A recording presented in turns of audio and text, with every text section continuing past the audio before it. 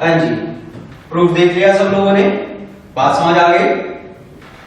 अब अगर आपको ये पता लगाना हो कि किसी मेथड कॉल की कैसी बाइंडिंग होगी, कैसे पता लगाएंगे? असेंबली इंस्ट्रक्शन देख देख के पता लगाएंगे। अगर आपने कॉन्सेप्ट समझा हो, असेंबली इंस्ट्रक्शन देखने की आपको जरूरत ही नहीं पड़ेगी।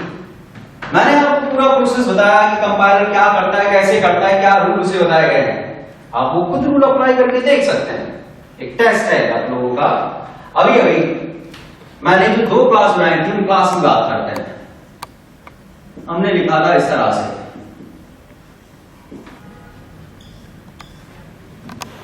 इस तरह से हमने क्लास डिफाइन की थी अभी डायनेमिक बाइंडिंग समझने के लिए।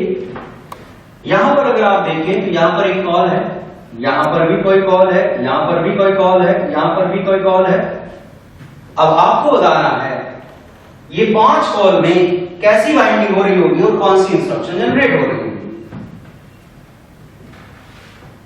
यहां से शुरू करते हैं, बताइए।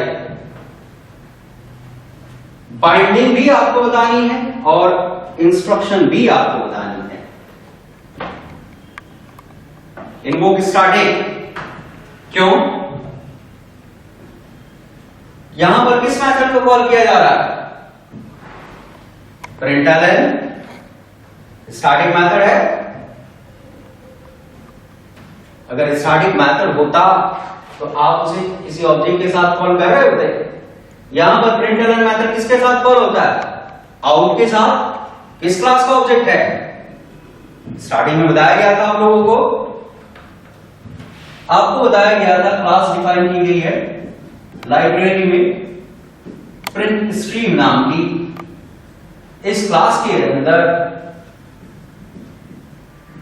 प्रिंट और प्रिंटलन नाम के मेथड है।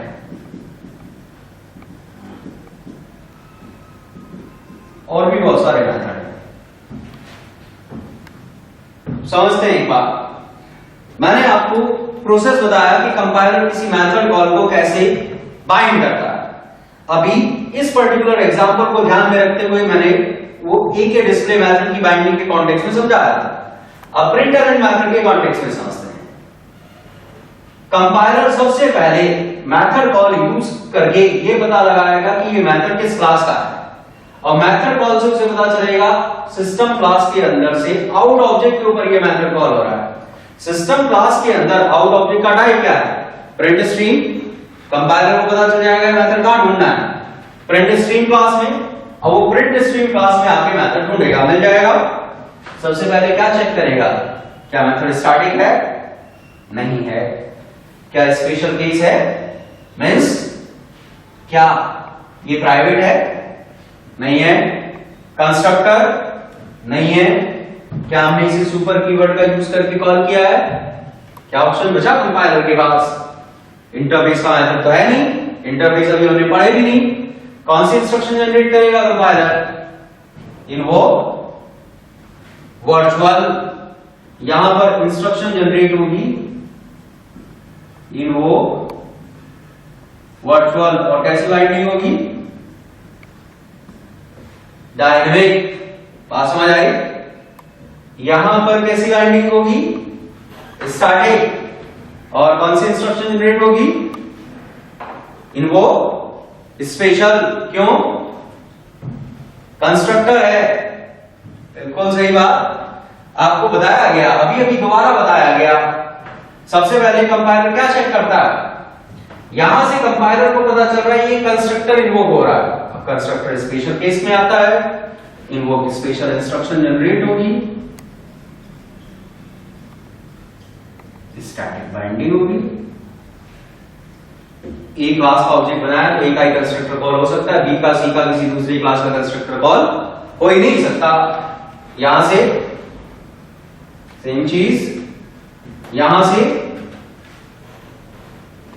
इन्वोक स्टैटिक और स्टैटिक बाइंडिंग। क्यों? स्टैटिक मेथड है, सही बात।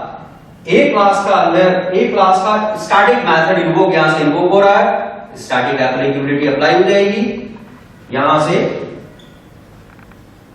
इन्वोक स्टैटिक और स्टैटिक बाइंडिंग।